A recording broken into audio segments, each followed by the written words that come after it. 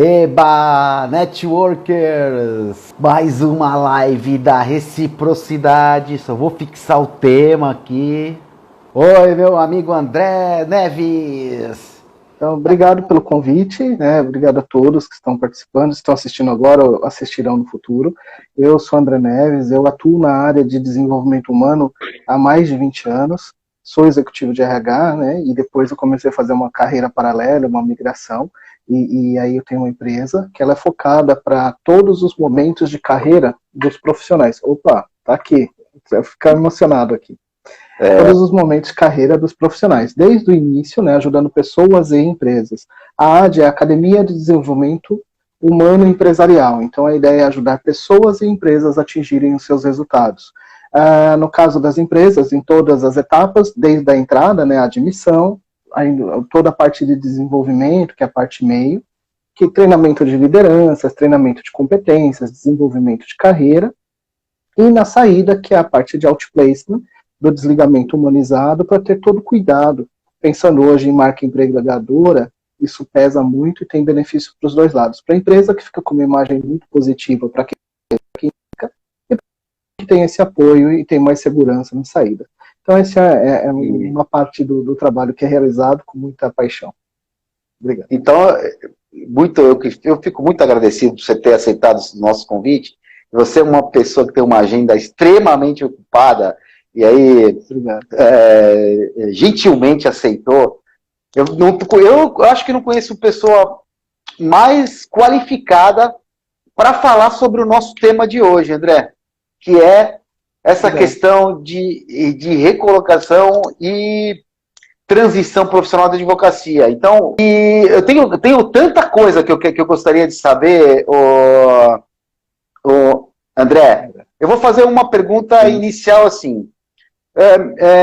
Me parece que recolocação profissional, e você me corrija depois se eu estiver errado, é mais ou menos um termo fácil de se entender. Ok, eu trabalho em um escritório, determinado escritório, não estou satisfeito, ou eventualmente fui desligado e quero me colocar em outro local, em outro escritório. Sim. Agora, transição profissional, eu acho que ele é um termo muito mais abrangente. Você pode explicar um pouquinho mais para a turma sobre isso, para nossos networkers aí? Perfeito, é isso que você colocou realmente. Bom, você falou bem, a recolocação profissional é isso. Eu estava numa posição e eu quero me recolocar para ela, às vezes com as mesmas condições, às vezes pensando numa perspectiva um pouco maior e melhor, mas no geral, essa recolocação. Quando a gente fala de transição, ela é já um pouco mais tem um nível de complexidade um pouco maior, porque tem uma série de pontos que precisam ser observados. Acho que o primeiro ponto é o porquê que eu quero fazer essa transição. Se eu estou trabalhando, né, eu quero fazer essa transição por estagnação, por insatisfação, ou porque eu não me sinto seguro. De repente, eu estou trabalhando, estou bem, estou feliz, mas a empresa não está bem, e aí eu tenho medo de que algo aconteça de forma involuntária. Então eu já penso como é que eu faço essa movimentação. Quando eu estou estagnado, é quando eu já percebi que eu não estou aprendendo mais nada. Pelo menos não naquele contexto, não naquele negócio, ou eu tenho mais habilidades do que me é exigido. E aí eu me sinto que eu não estou entregando, que eu não vou crescer, eu começo a minguar. E o terceiro é por insatisfação, ou porque tem uma liderança de relacionamento complexo, relacionamento difícil, ou pode ser por um colega, ou pode ser algum tipo de atuação que ela não tem a ver com os meus valores, ele não tem uma congruência ecológica com o que eu quero, com o que eu pratico. E aí a pessoa fica buscando essa movimentação. Essa transição ela é mais comum quando a gente fala de um escritório para o outro, de um cargo para o outro, mas às vezes eu quero fazer uma transição de CLT para autônomo, de autônomo para CLT, de CLT para ter o meu próprio escritório, para empreendedor, e aí eu preciso entender onde eu estou, para onde eu vou, e quais são os skills, quais são as competências que eu tenho e quais eu preciso ter para que essa transição aconteça de uma forma mais leve e menos sofrida. Por que eu estou dizendo isso? Porque, às vezes, a pessoa ela está tão insatisfeita que ela se agarra a possibilidades, o que parece ser o mais interessante naquele momento, mas não necessariamente é o que ela precisa, ou melhor, ela não tem o perfil para bancar isso ali na frente, né? O que vai acontecer? O que vai exigir de mim? Eu não me preparei, e aí a pessoa acaba sendo surpreendida com esse aspecto. Deu para acompanhar um pouquinho ou travou muito? Travou um pouco, mas eu acho que deu para entender. Deixa eu te perguntar, transição e outplacement é a mesma coisa? O outplacement é o serviço que é oferecido nesse sentido, né? E aí outplacement pode ser para recolocação ou pode ser para transição. Então é como é que eu ajudo nesse processo. A questão é mais a demanda, né? Como é que a gente vai direcionar. Outplacement ganhou muita força, tem uma palavra americana, moderninha, mas outplacement bonita, né? Principal, talvez é bonitinho, né? É ajuda profissional para isso, né? É uma ajuda especializada, uma assessoria especializada para que essa transição ela aconteça com mais assertividade. Eu gosto das suas palavras, eu sempre acho as palavras certas, né? Para colocar, né? Muitos anos de coach, é muita inteligência emocional para uma pessoa só. Obrigado. Agora, André, me diz uma coisa. Então, beleza. O outplacement, que vai te ajudar, seja na recolocação, seja na transição. Você já respondeu mais ou menos, né? Mas para quem que é? Para quem que é? O que eu sempre coloco que nós temos mais ou menos uns 8 ou 9 desafios que são mais comuns. E aí tem um que é específico para o processo. Acho que o primeiro ponto é o processo de escolha mesmo. O que eu quero como objetivo? Depois eu falo um pouco da escolha, vamos falar dos desafios, né? Quem que contrata, quem que busca esse tipo de assessoria? Pessoas que estão desempregadas e querem uma recolocação, essa é a principal. Ela pode ser ela mesma contratar, ou a empresa, num processo de desligamento, ela oferece esse tipo de serviço e contrata para o profissional. Por N motivos, né? Para apoiá-lo, mas aí tem uma questão da marca empregadora, ela tem um ganho tanto para quem fica, tanto para quem sai, né? Quem fica percebe que quem está saindo com uma tratativa muito positiva. E aí ela se sente acolhida, né? Fala, poxa vida, se está cuidando de quem está saindo, vai cuidar de mim. Então tem uma imagem positiva e acalma um pouco. No caso... Posso te interromper um segundo? Claro. Você sabe se escritórios de advocacia, você conhece escritórios de advocacia que têm o hábito de promover esse outplacement para as pessoas que saem? Você conhece escritórios de advocacias que façam isso? Eu já, sim, mas para escritórios maiores, aqueles que têm uma quantidade, os escritórios menores, com menos profissionais associados, geralmente a iniciativa é do profissional. É do profissional mesmo. Legal. Mas acontece, tá? Os maiores, eles acabam contratando, principalmente quando tem que fazer um desligamento, uma movimentação com um número maior de pessoas. Quando é 1, 2, tudo bem, mas às vezes ele precisa uma área, ou porque perdeu um contrato importante, para essas pessoas não ficarem desamparadas, eles oferecem esse tipo de apoio. Né? E aí acaba fazendo ou em grupo, ou individual, mas de qualquer forma fecha um pacote, e fechando o pacote tem aí um valor mais acessível. Né? Eu acho que é muito comum, tem muitos escritórios grandes que constroem, desenvolvem uma área de atuação com base em um cliente, né?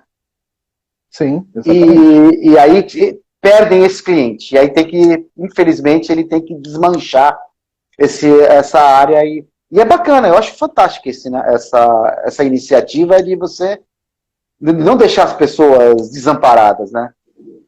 Exatamente.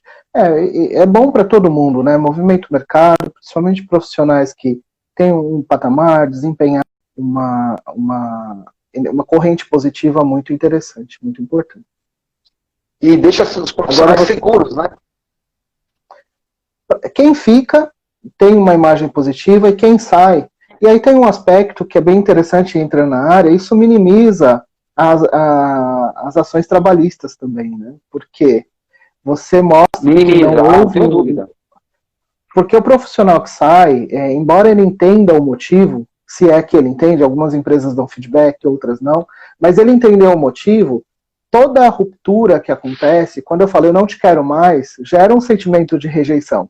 Tem gente que passa por isso rapidamente, absorve, tudo bem, não deu certo a relação, o ciclo fechou, mas tem gente que não, que ela sofre um pouco mais. Então, se eu faço essa ruptura, eu encerro esse contrato, falando de questões totalmente legais, né? Ele cumpriu o prazo, enfim, seguiu todo o rito, e aí ofereço esse tipo de serviço, então é uma forma de acarinhar, minimizar o impacto, e esse profissional fala, não, ok, então tem benefícios para a empresa também. Geralmente esse processo ele é oferecido para cargos administrativos, cargos-chave, né, ou nesse sentido. Então, e esse profissional habitualmente não ingressa com ação também, né, já não é um hábito. Quando a gente fala de insatisfação, tem pessoas que estão trabalhando e elas, de forma preventiva, já contratam um serviço para que elas possam fazer essa migração de uma maneira mais segura. E o que é importante, então, aí é quem está trabalhando, que é o processo de transição. Essa transição pode ser de escritório para outro escritório, trabalhando como funcionário, né, como empregado, CLT, pode ser sócio, ele pode falar, não, eu quero fazer uma transição para o meu negócio. Tá? Então, essa transição, ela pode ser de qualquer uma dessas maneiras. É importante entender onde a pessoa está, quais são as competências que ela tem, quais são as qualificações técnicas e comportamentais que ela tem, porque se ela for trabalhar num outro escritório como empregado, empregado é empregado, então ela já entende a dinâmica, ela já entende o negócio, então é só uma adequação, uma nova cultura, novos valores e novos procedimentos. O trabalho em si, a forma é a mesma. Quando eu sou autônomo, aí eu passo a ter entregas e competências, eu já não tenho uma subordinação, talvez eu já não tenha uma estrutura já determinada, eu tenho que criar, fazer o meu comercial, o meu operacional, o meu administrativo, e começar a conquistar clientes e entregas. E quando eu migro, falar, não, eu quero fazer uma transição e abrir o meu negócio, isso também tem outros skills que são importantíssimos e que às vezes as pessoas não olham, porque é diferente, é muito diferente. Ter uma mentalidade empreendedora, uma mente empreendedora, eu preciso saber gerir um negócio. Então, às vezes, eu não vou advogar, eu vou ser um gestor de um negócio, e a parte do direito, advocacia, independente do ramo de atuação desse profissional, isso vai ficar não em segundo plano, mas ele vai fazer menos do que ele faria se ele estivesse numa estrutura. Então ele vai ter que cuidar de administração, cuidar de finanças, vai ter que cuidar de gestão, de compras, de imobiliário, dos contratos dos negócios, buscar clientes, dar feedbacks e atendimento a clientes, ir a audiências, contratar outros sócios ou profissionais, né, contratar ou buscar sócios e contratar outros profissionais, e às vezes o atendimento propriamente dito, o trabalho em si, a essência, isso acaba ficando não em segundo plano, mas ele tenha menos tempo para fazer. E quando esse profissional se depara com essa situação, se ele não pensou nisso, ou se ele não se preparou para isso, ele pode se surpreender negativamente, e às vezes gera muita insatisfação. Ele fala, poxa, o que eu gosto é tribunal, o que eu gosto de acaba gerando de frustração para grande parte dos profissionais que não pensam nisso. Eu conheço pessoas, e eu tenho até uma pessoa que a gente conhece especificamente, nem é da área de direito, mas ela era uma pessoa muito boa de vendas, o negócio dela começou a crescer, e ela não conseguia migrar da área de vendas para essa área de decisões estratégicas do negócio dela. E era super complexo, porque o que acontecia? Ela também não conseguia uma pessoa tão competente quanto ela na área sensibilíssima, que é a área de vendas. Esse, eu imagino que seja um desafio gigantesco para o advogado que resolve montar um escritório, que é a parte operacional e a parte estratégica, e ele tem que fazer tudo isso, e às vezes não tem confiança de colocar alguém para fazer aquilo que ele fazia tão bem. Não tem confiança em ele mesmo, talvez não tenha esse processo muito maduro. Então, assim, ok, eu vou contratar alguém, porque é um desafio. Às vezes não tem a gestão de pessoas, não tem a habilidade de contratar outras pessoas, e mesmo que tenha essa habilidade, ele não tem um processo maduro, com políticas, processos e procedimentos estruturados. Mesmo que ele contrate alguém, vai ter que ter 1, 2 semanas muito próximo para conseguir transmitir o processo. Olha, aqui funciona assim, eu faço assim. Então, de coisas muito simples e de coisas muito complexas. O operandi desse escritório, propriamente dito, né? Claro que tem coisas que são comuns a todos os escritórios, mas tem atividades que são muito específicas, e aí esse profissional tem que ficar. E aí foi o que você disse, além do conhecimento, da competência e do desapego para conseguir delegar, porque isso também pode ser uma questão de perfil desse profissional, ele não conseguir desapegar porque ele não confia ou porque ele gosta muito, né? Ele gosta muito daquela atividade, mas aí ele não consegue entender que agora ele é um gestor de um escritório, ele não é mais um advogado, ele não está atuando só naquele ramo, naquele segmento. E aí ele precisa entender e mudar esse perfil. E essa é a parte que o processo quando esse profissional contrata esse serviço, a gente começa a provocar muitas reflexões nele para causar dúvidas, né? Para que, na verdade, o objetivo nem causar dúvidas, é para que ele comece a repensar em coisas que ele não pensava.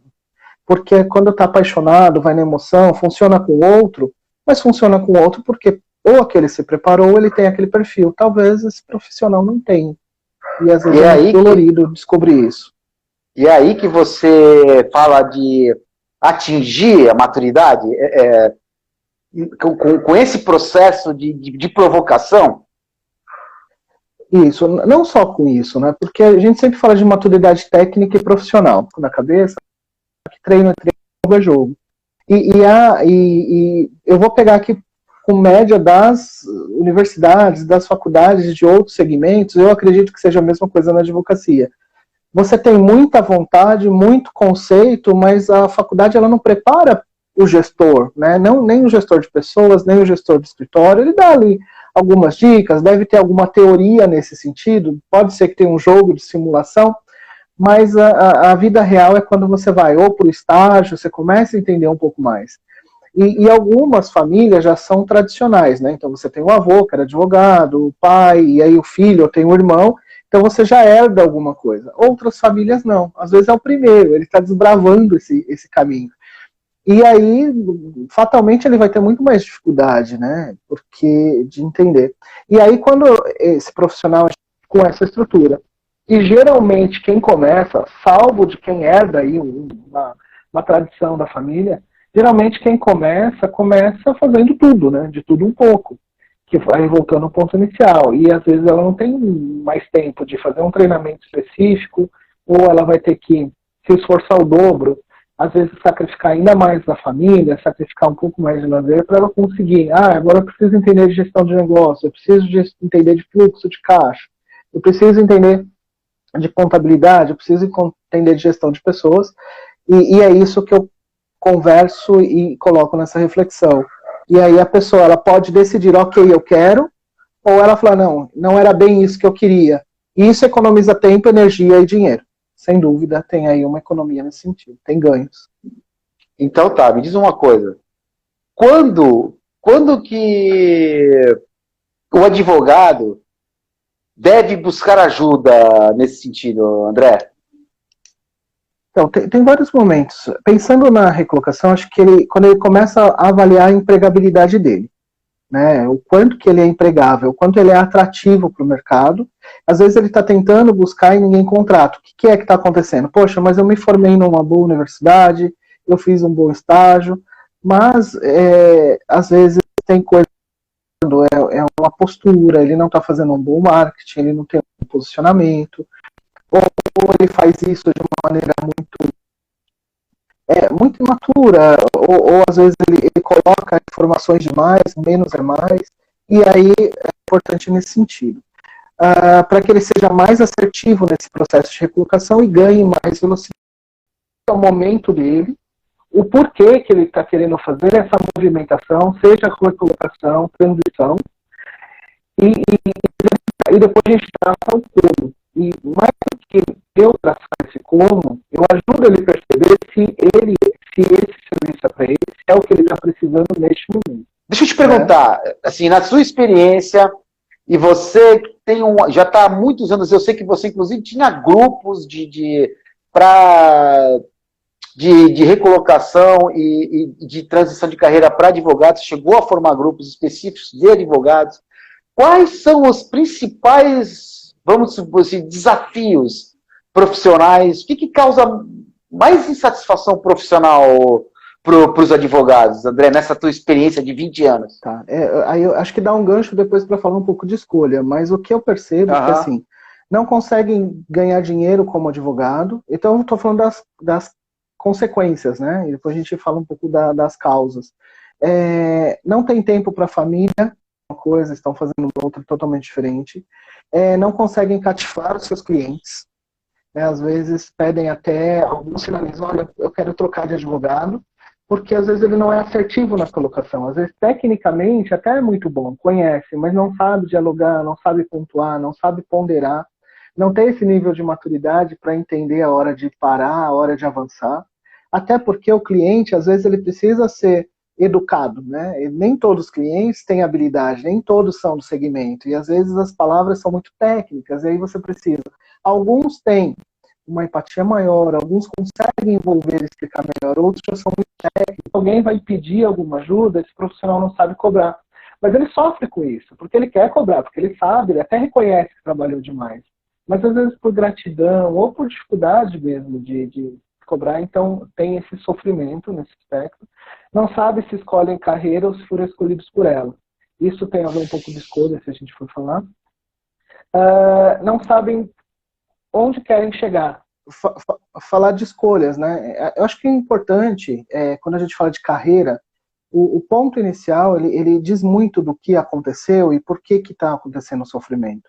Porque quando você gosta de algo e você vai passar por um desafio e você vai se dedicar e fazer um sacrifício, ok, vai ter um custo, mas você vai se sentir bem lá na frente, porque você vai ser reconhecido por aquele esforço que você fez. Porque vai cobrar um preço para tudo que a gente quer conquistar e gerar transformação. Só que quando você faz esse mesmo esforço para algo que você não gosta, você não tem afinidade, você vai trabalhar o dobro para entregar a metade e ainda vai se sacrificar e vai sacrificar outras pessoas. Então, quando eu começo a conversar com muitos profissionais, neste segmento também, especificamente o pessoal de advocacia, que a gente está falando agora, mas isso acontece em todas as profissões, às vezes a pessoa ela escolhe porque ela tem um desejo próprio, ela tem uma inclinação, ela já percebeu alguma afinidade com a área, ela não sabe muito bem qual é a profissão, mas ela consegue perceber que ela tem qualidades que são congruentes, ela pode entrar. Então ela vai lá e começa a estudar, se aproximar, escolhe trabalhar na área ou estudar melhor. Tem gente que ela vai pelo sonho do outro, e isso é muito comum. Tive vários assessorados e clientes não só no assessment, não só no outplacement, mas com coach de carreira e orientação profissional também, que às vezes era o avô que tinha o escritório, passou para o pai, e aí o filho tem que herdar, é por herança grande, e ele ou ela acaba assumindo essa carreira, mas não tem nada a ver, não gosta, e aí por gratidão ou por reciprocidade acaba fazendo, e isso causa muito sofrimento. Então, eu já vi situações nesse sentido, e convencer, principalmente quando você vem de famílias mais tradicionais, que é uma expectativa ao sonho do outro, então tem sofrimento. Esse convencimento ele é um desafio importante. Às vezes me lembra é o sonho... Me lembra o filme Sociedade dos Poetas Mortos, André. Sim, exatamente, que tem um rapaz que... E é muito sofrido você falar para o pai, para a mãe, principalmente, eu não vou fazer. Sendo que a vida inteira você foi preparado para aquilo, né? Foi esperado, a expectativa foi muito grande colocada em cima de você. E essas funções que consideradas nobres, e aí estou falando de médico, engenheiro, contabilistas, advogados, é muito que isso vá passando de pai para filho. E não estou dizendo que todas as famílias acontecem o mesmo. Algumas famílias são flexíveis, elas falam, não, tudo bem, meu filho, minha filha vai escolher o que eles entenderem, e até ajudam com orientação profissional para que essa escolha seja mais assertiva e dentro das competências, maturidades desse jovem. Mas nem todo é muito comum que aconteça nesse sentido. E às vezes não tem um pedido direto, mas o próprio filho ou filha quer fazer isso como gratidão e reciprocidade e acaba se permitindo entrar nessa situação. O outro que é perigoso também, quem entra por status ou por dinheiro. Né? Eu ia perguntar isso. Eu ia te perguntar exatamente isso. Opa, agora eu derrubei você. Tem o glamour, tem todo o status envolvido nesse sentido. É que eu não estou na minha base, então eu tô aqui com uma estrutura diferente. Então, e tem um glamour, tem toda uma coisa envolvida, e aí acaba entrando que alguém ganhou dinheiro, e fazer dinheiro, as pessoas te contratam pelo resultado que você gera. Então, você está numa área que ela é promissora, que ela tem abertura, ela tem toda essa questão, mas você enriquecer ou não, ou viver uma vida confortável ou não, tem tudo a ver com quanto. E as pessoas às vezes não enxergam isso gera muita frustração. E o último é por moda. Todo mundo está fazendo, eu vou fazer também. Esses são os principais pontos que entram na escolha. Porque, pensando de pessoas na nossa faixa etária, nós temos aí em média de 20, 25 anos, mais ou menos, de idade, né? Brincadeira.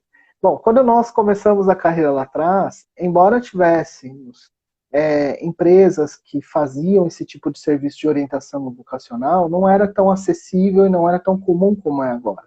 Então essas escolhas, elas aconteciam mais por aqueles aspectos que eu te falei mesmo, né?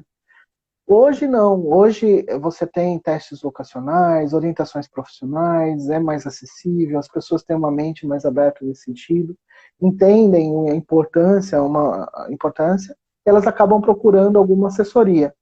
Então, minimizou bastante essa escolha por sofrimento. A não ser que a pessoa não queira fazer nada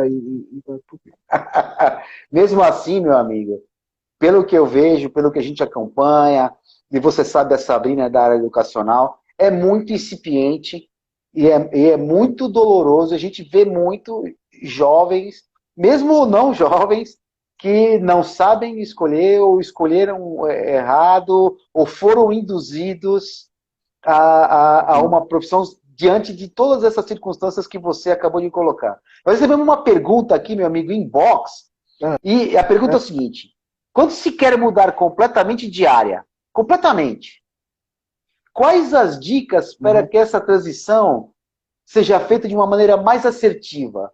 Tem algum tempo médio para isso? Então, tempo depende muito do grau de maturidade desse profissional, né? Primeiro, assim, é autoconhecimento. Isso vai em todos os lugares. A gente precisa ter um diagnóstico, entender qual é esse perfil, o que ela tem, o que ela não tem, quais são os limites de formação, isso estou falando de técnico e comportamental. E depois, qual é esta área que essa pessoa quer migrar? O quanto ela conhece efetivamente dessa área? É preciso se aprofundar. Muito raso. Então ela sabe que é legal como, é interessante, quais são as dores dessa área, né? Ela conhece alguém que trabalha, ela já esteve nos bastidores, às vezes vale a pena até dar um passo atrás, ou fazer um estágio não remunerado, dependendo do perfil, claro, ou tentar fazer alguma atividade voluntária nesse segmento, alguma coisa para que ela possa realmente beber um pouco mais da fonte, para que essa escolha seja menos traumática e não tenha grandes surpresas lá na frente. E a partir daí, sim, traçar qual que é o plano tático, estratégico e tático para que essa caminhada aconteça. Ela precisa entender quais são os skills, quais são as competências, treinamentos, ferramentas e recursos que ela precisa ter para que ela consiga fazer essa migração. E, principalmente, ter a humildade e a sabedoria de falar, dar um passo atrás e falar, não, eu não tinha nada a ver comigo, eu realmente ia entrar aí nos mares que eu não ia querer navegar. Então, assim, o prazo dá para acelerar ou não. Eu sempre recomendo prudência. Geralmente, esses pacotes que se contratam, a gente faz um processo de transição de 4, 6, 9 meses, que é um período importante para que ela consiga refletir, que ela consiga buscar dados, que ela consiga, às vezes, fazer uma imersão nesse outro processo e aí ela fazer a escolha. Menos que isso, não dá para fazer muita coisa, porque a gente está falando de um processo de transformação grande e com alta complexidade, não é uma coisa simples de se fazer. Mas é importante fazer com um profissional qualificado e com sabedoria, para que minimize impactos. Eliminar 100% os riscos, acho pouco provável. Acho que todo negócio de transformação, você vai para uma mudança, ela está envolvida em algum risco. O que a gente consegue é mapear esses riscos minimizá-los e criar ações para substituir, para atenuar ou alternativas para que a gente tente fugir disso. Mas eliminar, não. E tem uma diferença entre assumir riscos e correr riscos. Quando você tem um apoio especializado, uma assessoria, você assume os riscos, porque você já sabe de possíveis, sabe de desafios e escolhe passar por eles. Diferente do que sair cego aleatoriamente, apagando incêndio para tudo quanto é lado.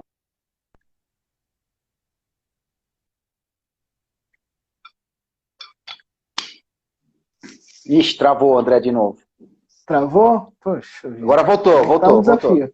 Agora voltou. Deu para ouvir o final? Deu para você. Eu ouvi até apagando incêndio. Deixa eu só emendar. Tá. Quando a pessoa, por exemplo, ela quer mudar, mas ela precisa sobreviver. Então, dentro desse processo que você, que o outplacement contribui, quer dizer, Também, fazer com que a pessoa enxergue a nova área e ela, claro, ela tem que manter o outro emprego, até ter condições de outro emprego, outro trabalho, ou o que quer que a gente queira chamar, outra atividade remuneratória. Alguns trabalham como hobby, porque gostam tanto do que fazem, né? É dentro desse contexto também, inclusive? Também, porque assim, a pessoa tem um emprego, ela tem a estabilidade e ela quer buscar uma carreira paralela. E, na verdade, quando ela quer radicalizar, realmente ela vai para um outro segmento, numa outra empresa, às vezes no mesmo ramo, ou numa outra empresa mudando de segmento, a recomendação é que isso seja feita da forma mais segura possível, porque ela não pode ser uma aventureira, né? A não ser que ela tenha aí um colchão, ela tenha uma reserva que a sustente, mas nem todo não é a realidade da maioria. E aí a recomendação é que essa transação ela seja feita de uma maneira mais confortável e uma maneira mais segura. E como que ela faz? Ela vai, à medida que ela vai se especializando, se atualizando, se sentindo confortável com essa outra carreira, com esse outro segmento, aí ela escolhe melhor o momento de abandonar a anterior, se é que ela precisa abandonar a anterior. Às vezes é possível. Quer dizer, quando a gente fala das relações de trabalho e o formato de tudo que está acontecendo agora, a recomendação é até que todos os profissionais eles tenham aí um plano B, né? Que essa carreira paralela ela aconteça. E não necessariamente essa carreira paralela é no mesmo segmento. Às vezes eu continuo trabalhando no escritório, mas eu monto uma loja de celulares paralela. E por que não? Dá para fazer. Eu posso ir, por exemplo, uma coisa menos agressiva. Eu continuo trabalhando no escritório e eu vou lecionar. Lecionar o quê? Minha área de conhecimento. Então é uma carreira paralela. Ou eu posso ser um consultor, que também é uma carreira paralela, que não agride tanto, não está tão longe. Ou eu posso radicalizar. De qualquer forma, o que a gente começa a olhar quais são as habilidades que essa pessoa tem e como essas habilidades e conhecimentos podem ser aproveitados não só no que ela faz habitualmente, que ela está acostumada, mas e quais são as outras atividades, quais são os outros segmentos que podem aproveitar esse tipo de habilidade e conhecimento. E às vezes ela não tem essa clareza. E o nosso trabalho é ajudar nesse mapeamento e ajudar nessa clareza. Às vezes ela conhece, mas não sabe onde muito bem aplicar. E a gente ajuda nisso. Desculpa, André. Deixa eu te perguntar uma outra coisa. Estamos quase no nosso finalzinho aqui, embora caímos e voltamos. Mas tem uma coisa que é muito importante. E eu e você, especificamente, estamos há 3 ou 4 anos já abordando esse assunto. E a pandemia veio quase que avassaladora para cima dos advogados que não estavam prontos para a transição que o mundo está passando. O mundo não é mais o mesmo e os cursos de direito não conseguiram acompanhar essa evolução. Entendo eu que há uma necessidade de revisão do ensino jurídico, amplamente, inclusive, mas isso é uma coisa para a gente discutir mais para frente. E o que fica claro é o seguinte: o futuro, de agora para o futuro, e a gente percebeu que a tecnologia ela quase passou por cima de todo mundo. Quem não estava mais ou menos preparado foi atropelado. O que você percebe que, como advogado, ele precisa estar preparado para esse novo normal que vai surgir aí, vamos dizer assim? É importante lembrar que estudos que, em média, de mais de 1 milhão de advogados no Brasil, em média, né? Eu não sei se você tem esse número exato. Quase 1 milhão e 300 mil. Quase 1 milhão e 300 mil. 1 milhão e 300 mil. Que atuam em 48 áreas distintas. Em 1990 eram 10 áreas comuns. Toda a parte de infraestrutura que vai crescer, agronegócios, biotecnologia, o direito bélico, o biodireito, o direito bélico e direito das tecnologias. Não existem algumas regulações, algumas regulamentações, algumas coisas muito específicas e muito focadas. E para essa migração acontecer, algumas competências comportamentais esses advogados precisam ter também. Eles precisam entender o quanto que eles têm de afinidade, o quanto eles têm de conhecimento e o quanto eles estão dispostos a atuar em isso, para que ele possa ser aderente a essas novas exigências, né? Porque, vamos falar, eu quero ser advogado na área trabalhista. Tá bom, vai ser trabalhista. Mas as relações de trabalho estão mudando. E o quanto você está atualizado? E o quanto que pode gerar de demanda essa questão do home office? Algumas pessoas estão fazendo direitinho, outras pessoas estão fazendo mais estruturada, outras não estão fazendo, cada um está dando o seu jeito. E não tem um padrão. E quais serão as demandas que virão deste momento? O quanto que vem de demanda desse momento? Porque você mandar uma mensagem à noite, você cobrar reuniões, pessoas estendendo horário de trabalho, não registrando ponto. Como é que eu vou lidar com isso? Vai ter burnout, hein? Tem jurisprudência. Vai ter burnout, hein? Vai ter burnout. Já tem uma série de reclamações, né? Enquanto as pessoas estiverem trabalhando, talvez a demanda seja menor. E quando essa pessoa precisar ser desligada? Então ela vai se sentir reconhecida, poxa, mas eu me dediquei tanto no período da pandemia, e como que isso tem de retorno? E tem jurisprudência para isso? Acho pouco provável, porque é uma coisa muito nova. Quem vai se basear onde? Tem uma lei específica, algumas coisas sim, sem dúvida, é madura, mas tem coisa que é muito nova, né? Então, essa redução salarial, então, esses advogados eles precisam estar dispostos a aprender e reaprender. Então, tem um mundo celeiro de oportunidades. Sem dúvida. E eu tenho que dizer uma coisa. O ser humano tem uma escolha que ele tem que fazer tão logo ele perceba isso. Ou ele viver de acordo com o pensamento da abundância, ou ele viver de acordo com o pensamento da escassez. Feita essa escolha, é que vai direcionar o sucesso dele, ou o não sucesso, ou o insucesso. Meu amigo, 19 horas e 29 minutos. Se a gente conseguir, quero que você dê o seu recado final aí. Eu já fico muito agradecido e pela sua paciência aqui comigo e com a tecnologia. Não, todos nós. Viva a tecnologia, imagina. Bom, desejo muito sucesso a vocês, que as escolhas sejam feitas da maneira mais assertiva e que gerem satisfação, tá, em todos os aspectos da vida de vocês, financeiro, de realização, e que cumpram um propósito. E se precisarem, contratem uma assessoria especializada, que com certeza a gente ajuda nesse redirecionamento. E continuem se cuidando, né? A gente sabe do contexto que a gente está vivendo. E muito sucesso e prosperidade na vida e na carreira de vocês. Obrigado a todos. Um forte abraço. Obrigado. Eu que agradeço.